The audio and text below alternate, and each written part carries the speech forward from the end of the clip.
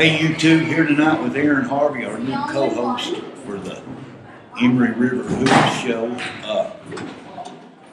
About mid-season, some of these teams have played their Christmas tournaments, and everybody's going to wind down out of that and get into some district play.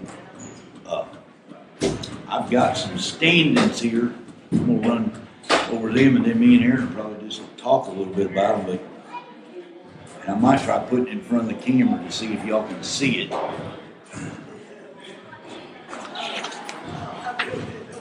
Probably not, but maybe you can zoom in. Harriman's atop the district at 5-1. Well, actually, that's a tie. Harriman and Wartburg, both 5-1. Oakdale at 5-2. Oneida 3-2. Rockwood 3-2. Midway 2-4. Coalfield 1-4. Sunbright 1-4. Oliver Springs is 1-6, having played. Well, not more games than that. 7 games, I don't think. Now, Oakdale's played 7, so that thing, kind of how I thought it might end up. But, you know, but it's a race within itself. Yeah, it is. And it's the usual suspects, Bill. You know, you've got Wartburg, you've got Harriman, you've got Oakdale, those top 3. Oneida and Rockwood on the outside looking in a little bit. Honestly, I think it's a 5-team race. And I talked to Coach Nelson, Oakdale's head coach, obviously, about that as well. He said the same thing. He said this year, the district is really inconsistent as far as the ups and downs. I think right now with Harriman, I believe they're 12-5. Harriman's probably the most consistent team right now. So if you look at those top 3 teams right now, it's between Harriman, Oakdale, and Wartburg, which is what it has been lately, except Coalfield's not in that mix. But yeah. Coalfield, they've lost a ton of players. It's unreal they've got enough kids to have the number of kids they've got. Yeah. But you got kids playing this year that didn't play last year at all, and so you don't have a lot of experience there. So Daniel Bird in his 2nd season, what a monumental task. Like, you step in and you've got Parker McKinney, and you almost go to the state tournament. You know, you lose that game in North Green. Nobody thought you should have lost. And, you know, there's controversy right there at the end and all. That's a team that should have been in the state tournament. And then they turn around and replace basically everybody this season. So Coalfield is down this year, but that you look at that Oneida and Rockwood. The reason why I'm not really ready to put them in that race right now is because they've not played as many ball games as the Oakdale, the Harriman, and the Wartburg have. Oakdale's played 7. They're 5-2, and then Harriman and Wartburg are 6-1. The interesting thing about that top 3, though, Mel, is that Wartburg got beat by Harriman. Yeah. And Wartburg beat Oakdale, but Oakdale beat Harriman. Yeah. So you've got that little triangle there where you think the top 3 teams are pretty even. And I tell you what it reminds me of, 2005, the girls' race was between Coalfield, Wartburg, and Oneida. Well, it was Wartburg had Coalfield's number, Coalfield had Oneida's number, and Oneida had Wartburg's number. And so really, how far those teams could go depended on who they played, because just sometimes basketball comes down to matchups, as you know. And so what ended up happening that year, 2005, I remember this, Wartburg won the district championship. In the region, they drew Oneida. Oneida beat them. And Coalfield and Oneida made it to the region championship, played each other. Coalfield won. Right. Got to host a sub-state game, and both Coalfield and Oneida went to the state tournament that year. So right now that's kind of what we're looking at in this boys race, as you've got Harriman, which has really been a monkey on Wartburg's back. Yeah. And you've got Oakdale, which has really been a monkey on Harriman's back. And then you've got Oakdale and Wartburg, and that's always a fun matchup with Coach Nelson going up against his former coach and mentor. A lot of years, and that makes it even more. So with the emergence of Oneida and Rockwood, Rockwood's tough. They played Wartburg tough. They played sure got some kids that have been in football. Yeah. I talked to Coach K the other night, and he didn't think they were in shape. They had that game once. Yeah. They got what it was. Right. I've got some footage of that we're going to try to roll up. They just, down there at the end of the game, I guess if a football term, they might have been a little bit gassed. Yeah. And you're tired, you make mental errors, and we made a few mental errors, and we slipped away from it. Well, one thing you know about a Rockwood coached basketball team, Coach K is going to have them playing fundamentally sound. They're going to slow the game down. They're going to try to play their tempo. They're going to play tough defense. And they're going to try to manage the game in their way.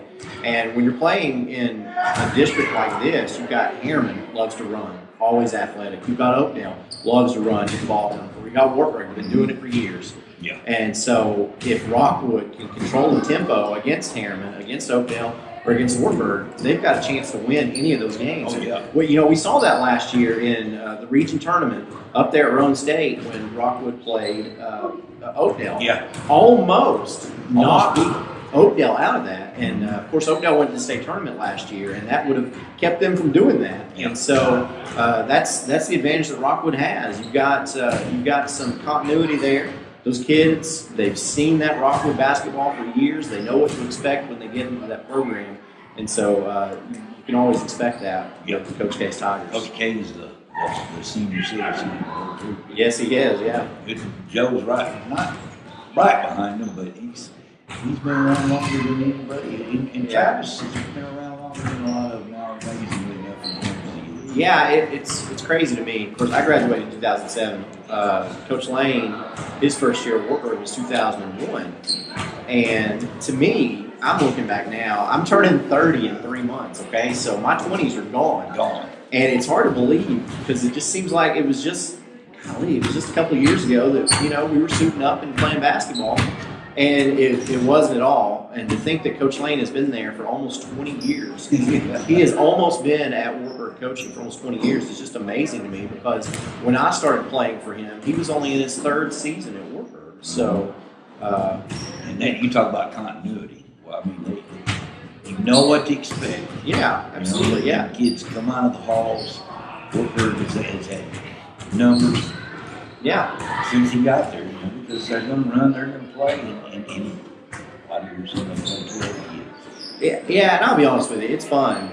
It's a fun system to play with, and it's like when we were there. Okay, so Travis and I graduated together and all, and Coach Lane gave Travis, who's a smart guy, a friend of mine. I can totally believe that he's coaching now because he always had that mentality, that coaching mentality. He was smart, knew what he was seeing on the floor, and knew what to do. And but he had the green light. If he wanted to pull up from 24 feet and have a heat check, Coach Lane's not yelling at him. Coach Lane is letting him do that because he trusted him. And that's something that I think Coach Lane does very well. You go to practice and you practice like it's a game, and then that way when you go out on the floor, Coach Lane can trust you, he can hand you the keys, and of course it's not like you don't mess up and you don't go to the sideline and get yelled at. Like that still happens, but for the most part, you're prepared well enough that you can be trusted to do what you have to do to win the basketball game. I don't think anybody expected Wartburg to be atop the district at this point in the season. None of the people I talked to felt like this was going to be one of Wartburg's better teams. But now I'm telling you what, he's got some mileage out of some kids. And it's amazing. It really is. Yeah. We're going to take a short break. I'm going to check the camera to make sure we're videoing. I've actually, I've been fortunate enough to get out to some games. I'd like to make it to more YouTube. I really would. And that's, I've said this before, and I'm going to keep saying it. If you've got some clips you want to send us, send them in. We're going to try and get them uploaded on, especially I would love to have a piece of the McCullough kid, Duncan. Shout out to anybody that might have that on video. We'll get that up. I guess he got him one in the Christmas tournament in Harriman. Oh, yeah. North Green, which is, I believe it's North Green, the team that beat. I tried to forget that name that put us out in the state tournament. Yeah, it was North Green. Yeah, they got them a win, and that's a big win. I don't know if North Green's going to make it to Murfreesboro again this year, but, when you beat somebody out of your district that played in the state tournament last year, that's a good win. Yeah, I want to send a big shout out to Harriman for every year having that Jim Cordell Christmas tournament, because they have quality teams every single year. And so there's some really good basketball that gets played in that Christmas tournament. And I think that's why you see a lot of these local teams now starting to elect to go to that, because you know that you're going to see some quality opponents, and you get those teams from up north in that that Region 1. They've been wanting to come down here. So you get every now and then you get a North Green, you get a Hampton, you get Unacas normally there. So you get a chance to see a team that you might end up seeing in the sub-state, which is nice too. Yeah, did a little preview of what it might be. It's kind of like getting off the bus, Right. You'd rather get there a little early. You'd rather know about them a little sooner than later. Right. Talk about Sunbright. There's 4 kids that I've seen that they're bringing. And I think Sunbright, I think they could be a spoiler. I think they've been down for a few years. I don't expect them to stay as winless as they've been. They're going to pull a few games out of their hat. But the Langley kid and the Bohannon kid, he's a force. He's a force. Bunch, Frills, and Nitsky all contributing in a big way. Got to see Oneida, but they've got 6 or 7 kids that can really play. The one kid that stood out to me was the Bats kid. I think I'm saying his name right. And then you know more about Wartburg.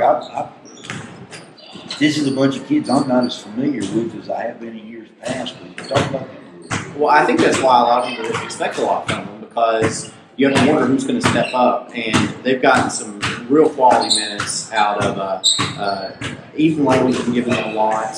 Colby Justice, which I get an opportunity to coach some of those kids in AAU, and I just thought it was Colby. I got to coach Colby before he was a freshman. He was going into his freshman year, and I thought, here's this kid that just played 8th grade basketball, and he's coming out here and he's competing against some of these really talented players. I knew to expect a lot out of him, but he's proving me correct. He's going out there and playing really well.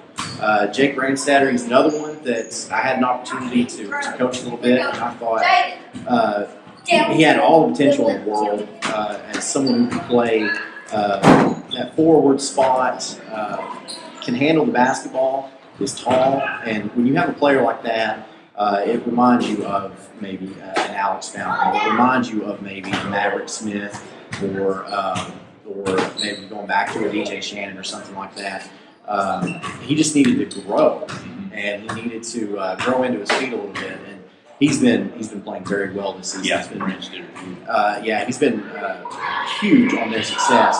I tell you what has impressed me about Wartburg, and I told you the story about Travis having a green light, shoot from 24 feet if he wanted to, and nobody would say anything to him because, Coach Lane trusted him. And to me, that's Wartburg basketball, is that they run a motion offense or they'll run a dribble drive offense, and part of that is you got to get that kick out, and somebody on the outside of the three-point line's got to be ready to shoot.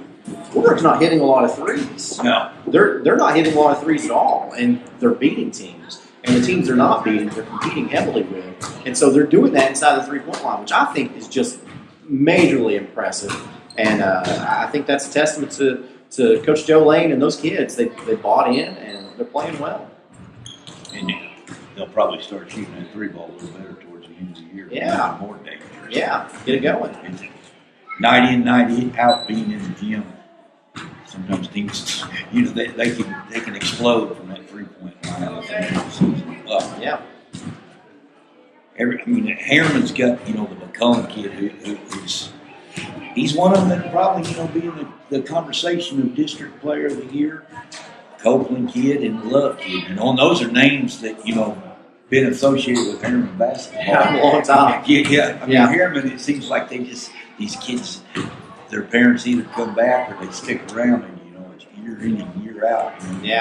Somebody that's mom or dad played there, or uncle or somebody that is, and they're always good athletes. Yeah, you expect Harriman to be good at basketball. You just expect it.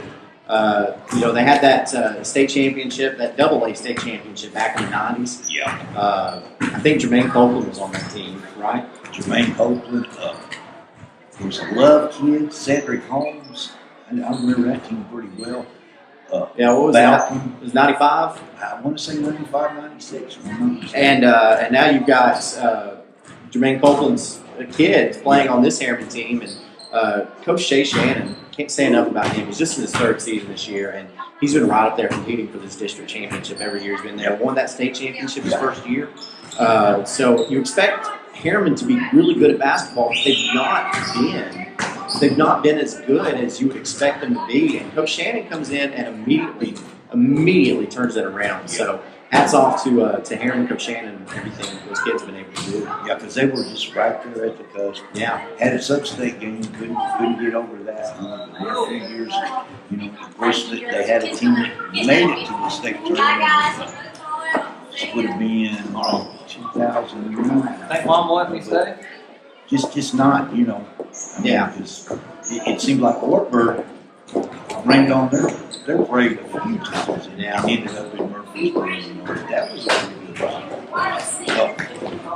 This district, now that it has expanded, last year was the first year that we got this, because they pulled all of the private schools out and they reclassified everybody. So you've got that new district last year, just loaded with teams now. You're looking, of course, you've got Rockwood Harriman back in this district, which I think they belong there anyway. It feels it feels a lot better. Now, we ain't having to go to Jellicoe. Yeah. The teams that were in, what was it, 3 and 4, right? Yeah, see, but they were in District 3, and we were in District 4, all these area teams. And, it feels a lot better now that you've got these teams that you've got. And the playing field is definitely level. I don't even want to say you're not in favor, but it's hard to compete against private schools that have $1 billion football fields. Yeah, and I always hated that. I never felt like private schools should have to play against public schools. You look at, there have been some really, really, really good public schools in all sports in this area that have had seasons ended by private schools. I just don't think that's right. And this is going back all schools. I mean, you're talking about football. Coalfield, there was one year, I can't remember how far back this was. This might have been in the early 2000s, but there were 4 teams remaining in the state in football, and Coalfield was the only public school. That's not fair. No, and single A football, it really is. Yeah. Numbers is big. Yeah. They don't have to work near as hard to get numbers. They can recruit football players. They can, and I think back to, of course, your son Tyler, senior year, Tyler Steinmetz. They had to go up against Grace in that region semifinals game. That right there was a team that deserved to be in the state tournament as well. A very good basketball team. I mean, you look, they had Tyler, who's Maverick, and Maverick Smith, and Jackson was on that team. Brady Bingham, and Collier Hicks, but just having 3 or 4, and Nate Errol was on it. We had 4 of the all-time leading scorers. Yeah, in Oakdale history on that particular team, which is incredible. And honestly, I mean, I still think if Tyler doesn't have the bum ankle, I still think Oakdale probably wins that game. I feel like. But they should never have had to have played Grace anyway. They magically got a 6'7" kid eligible at tournament time. Yeah, with a hardship of which I mean, correct me if I'm wrong. I've never seen anybody granted a hardship, much less in the middle of the season. Yeah, right at tournament. Right, and I do want to point out, I have nothing against private schools at all. No, it's just I have absolutely nothing wrong with it. I just don't think that they should. I don't think public schools should have to play private schools. If you look at a team like Grace, they're in Knoxville. They do have a lot bigger of a pool of kids to pull from because they can offer athletic and they can offer scholarships for academics as well. And so, and when you're looking at a possibility, like a lot of the kids that ended up at Grace were, playing in a state tournament, Yeah. you know, when your decision is web or beard, or you're more apt to say, okay, I'm going to the race because they're going to win. Right. You Yeah. know, it's Yeah, not you're like right you about live there, you're just locked. Yeah. I mean, winning does draw kids, and it knows me enough. You know, and that's just the way that's going to be. But with this district, you've got Roane County, Morgan County, and Oneida thrown in. I know Oneida has to hate being in this district because they have to trap every single road game in the district is awful for them, and I hate it for them. I do. It's unfortunate, but I'm glad Oneida's in this district. Well, yeah, and I think, you know, in my mind, they've always been part of what we're calling the show, Emory River Hoops. You know, this area, you know, I mean, I remember when my oldest son played, you know, Oneida was good. Oh, yeah. You know, they had some great teams, you know. They just, it seems right, you know, for them to be playing them. But like you said, I'd hate to be a parent having a kid on that team and having to travel like that. Yeah. You know. This is such an exciting district, especially now that they have changed it back again. Now, Wartburg and Jellicoe had some really good battles there back when we did have the old district, but now, especially that Harriman's back and Rockwood's back, this district is so exciting, and I look forward to this tournament every single year. Yeah. The atmosphere is always amazing. The suspense is always in the air. It's never a runaway of who's going to win a district tournament championship, ever. No, I can't remember. I mean, there's always competitive every year. You know, when it was at Wartburg, you know, for a lot of years I didn't want to have to play in Wartburg, but when you play there, your kid plays there, the atmosphere is incredible. And it was great down the Rome State, but, you know, I don't think the atmosphere in my mind was quite as good as it used to be. Yeah. Well, when you work in the media, which I've had the privilege of doing a little bit, you get to talk to some of these officials and everything. And there was the head of officials was traveling, and this is someone told me this. He was there for the conversation. The head of officials was going around evaluating officials, so he travels around the entire state. And he came for a district championship game in Wartburg. He said, "This is the best atmosphere in the state of Illinois," and it is. That atmosphere is alive and well. A lot of people don't like it because it is Wartburg's gym, and Wartburg typically is good. So you don't want to give Wartburg any more advantage than they would already have. Where else could you play it until they started playing in their own state? Yeah, and it's not like other teams didn't come to Wartburg and win a district championship, because they did. One of the most magical moments I felt like for this district in this county was when Sunbright beat Wartburg for a district championship. When was that? 2000? I want to say 2012, 2013. Marty was coaching. Yeah, Coach Maxfield was there. That was such an amazing atmosphere, and it's such. I'm getting chill bumps just talking about it. You've got a team like Sunbright that typically struggles in boys basketball, and for them to go there, They weren't very good. No, they weren't. They just rounded out. Yeah. Kept it close, slowed it down, played some zone. Yeah. What a great story. Yeah. And Coalfield wins. Was 2014, was it? Coalfield beat Wartburg for district championship that year too. Parker's 8th grade year. That was Parker. Yeah, and he won district tournament MVP. That's exactly right. Yeah. So it's not like Wartburg was just going to win it every year. I mean, my senior year, we won the regular season district championship, but Oliver Springs came and beat us in the district championship on our floor. So it's not like it was an impossible place to win. It's just the atmosphere was amazing regardless. And talking about that atmosphere and talking about Oliver Springs, that has got to be. When that place is right, Oh yeah. it is one. I mean, it's a great place to play. You know, I mean, it may not seem like when you walk in the door, but that is a venue. Somebody asked me at work, because we've been talking basketball, because it's basketball season. Somebody asked me at work, they said, was there anywhere that you went that just had this incredible atmosphere? Like, as for like an away place, where was your favorite place to go play away? And I didn't have to think about it long. I said Auburn Springs. They've got that tiny little gym. It echoes. They play the music really loud in warm-ups, and so you can't hear anything. Bleachers on both ends. Yeah, and you've got a student section under one of the baskets, and that student section does such a great job, and I loved it. I absolutely loved it, and it was an away game, but shoot, I got pumped up for it. I wanted to be there. I mean, Yeah. I've been fortunate to have a couple of kids that ended up playing a little bit in college. And once high school is over, and I don't know if anybody, unless you're playing at UT, Yeah. on a run like they're going on now, Yeah. as a normal year at UT, it's just not as fun. Right. Yeah. In high school basketball is such it's such an emotional sport. I don't understand why it's so much more than football, but maybe you're in a small place inside, the kids are out there running around, basically in underwear.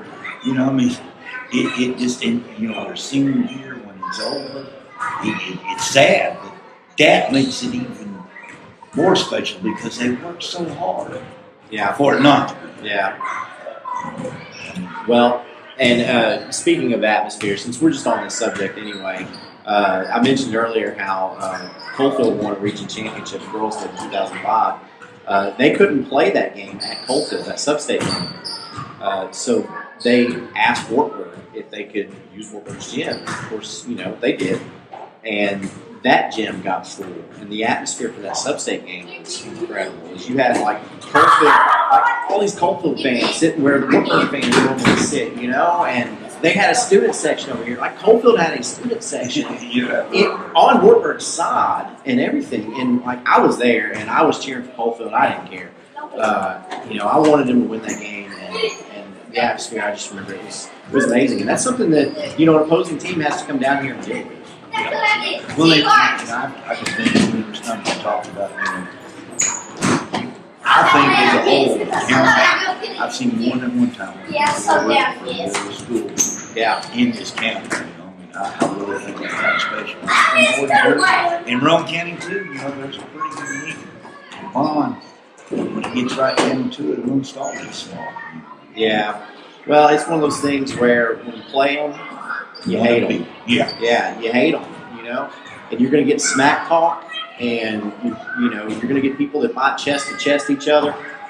But once that's over, you're like, I hope you go out and I hope you do well, because especially if you get beat by that team, then a lot of times you're thinking like, well, it makes us look good because that's the team that we got beat by, Yeah. So you can say, well, shoot, we got beat by the state champions, So like in Harriman's case that year, you can say that. So. Well, that's the thing with for instance, college group.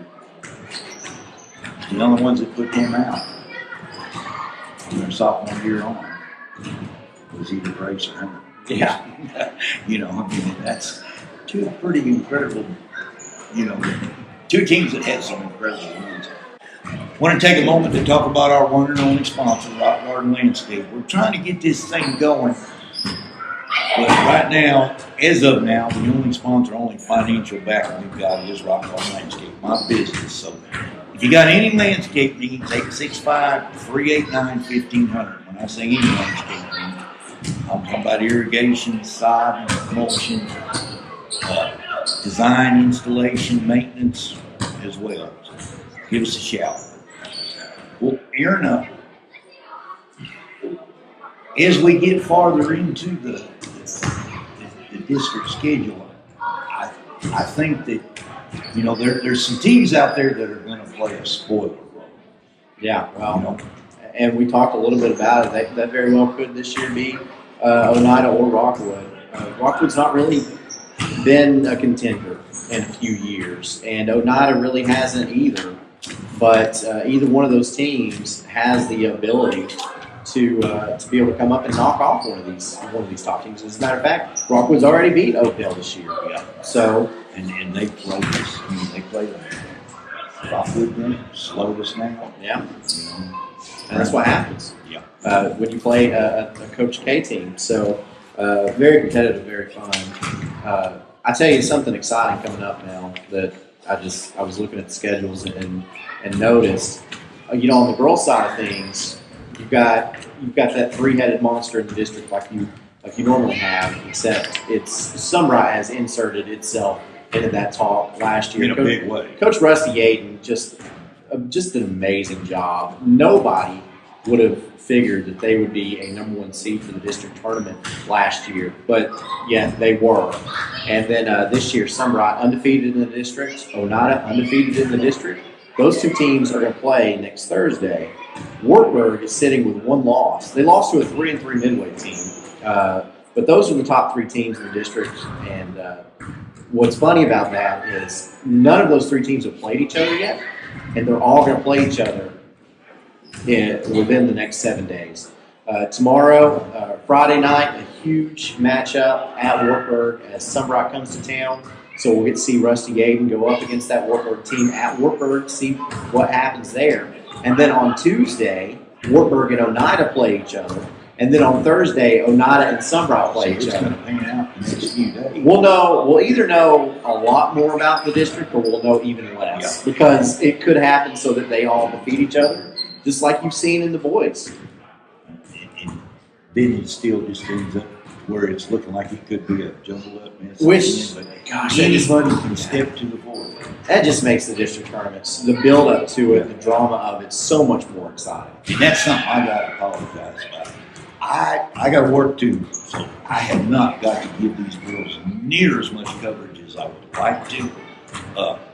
If there's anybody out there, you want to send us a video, you want to come down here and sit with me and Aaron and talk about girls basketball, let me know at 65389-1500 because we want to get them in on the act too. We really do. This is a YouTube channel for the kids. We're trying to give them a little mention here and there, so we don't want to leave the girls out, but it's hard for me to get through before dark, and then it's really hard to get to a girls. Yeah, but it's you know what to expect out of a Coach Rusty Yaden team. You know what to expect out of a Coach Jason Davis team, and you know what to expect out of a Coach Mark West team. So if you've seen these teams in the past, especially Sunbright last year, or you saw some of Coach Yaden's teams back when he was the Oneida boys coach, you're seeing these programs do what these programs do, and it's always fun when they get together and play. Yeah. And I really look forward to seeing how these matchups play out. As like I said, Friday it's Sunbright at Wartburg, and then on Tuesday Wartburg's got Oneida, and then the following Thursday Sunbright and Oneida play. So that should be a lot of fun. That'd be interesting to talk about that in the next show. I was going through talking about some of the kids I noticed now. Oliver Springs, the Walker kid, Williford, Blanchard, and then they've got a freshman, and Tyler Melton's younger brother, who can play. He's a nice player. Well, when you grow up with Tyler Melton as your older sibling, yeah, I guarantee you they played in the driveway. You probably picked up some things. I think you're right there. I really do. Rockwood, the Basil kid, Mona's boy. Now, I got to talk a little bit about that. We've got a resource officer that's the security during ball games, and he heard about Mona getting thrown out.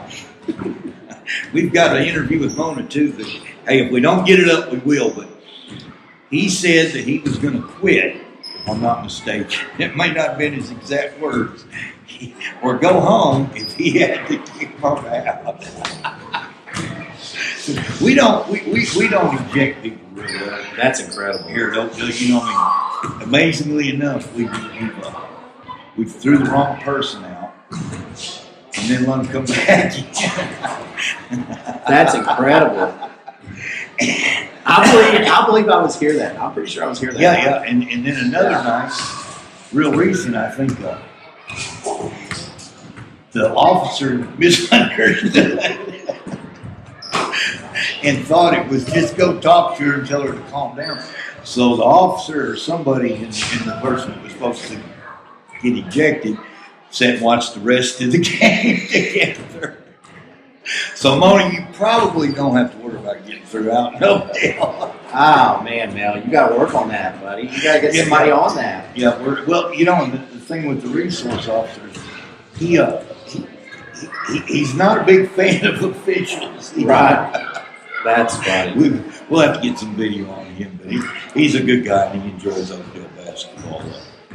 But Todd Bazell's another one that I think could be in the conversation for the district MVP. He's just a real nice player. He's still in football shape, but he had a real good game up here against us. And then the Bulls kid, he's long, you know what I mean? Caleb will pound it into him and he'll, excuse me, some success, I guarantee you. Yeah. You know, and that's something you don't see a lot of. You know, I mean, kids don't want to play in post. In Kamikawa's system, he'll have a post. Oh, yeah. Every year.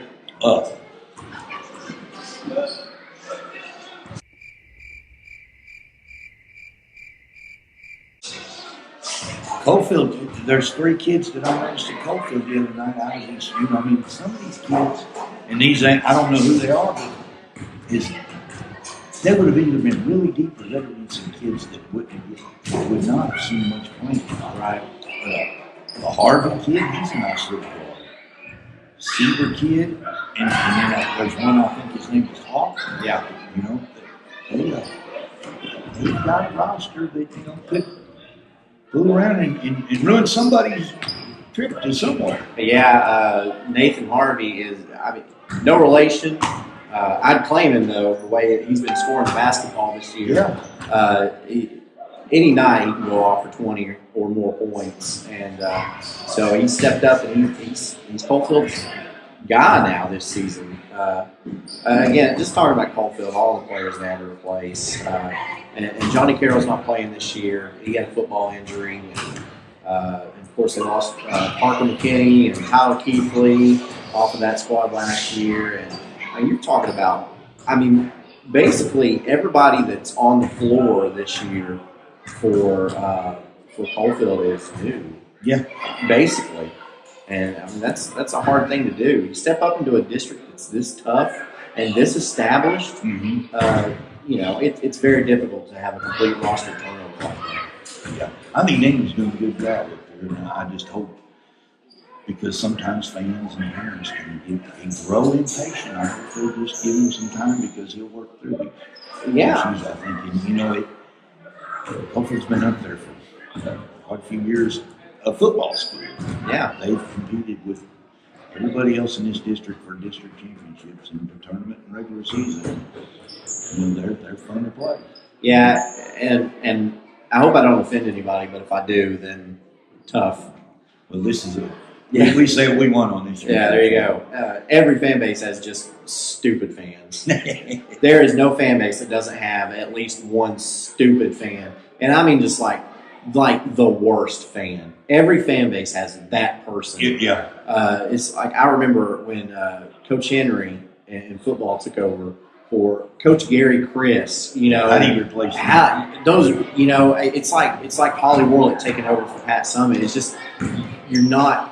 Holly Warlick is not Pat Summitt.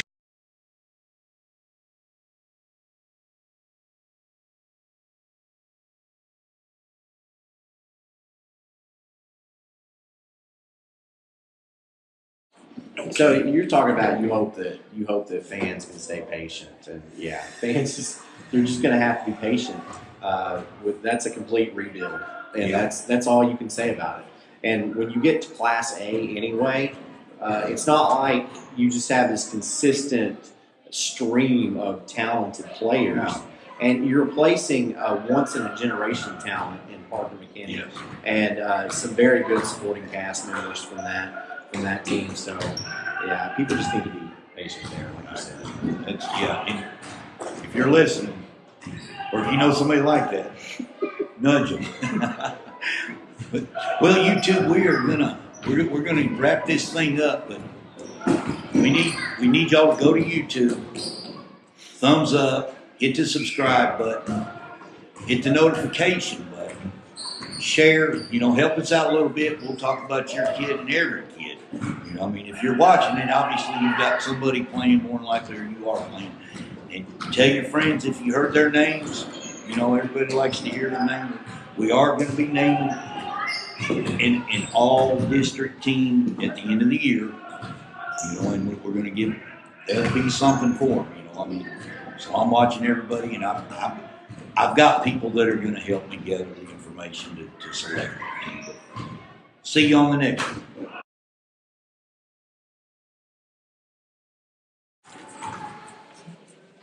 The fourth, right?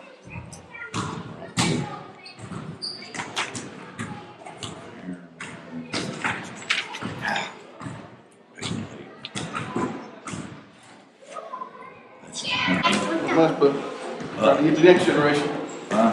Getting the next one. You got the 9 and 10-year-olds, right? How are they looking? All right.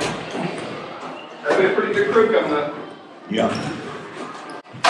We got Rylan Hicks walking by. Are you ready for your interview? Okay, Peyton, I'm sorry, you gotta cut that out, but we're back.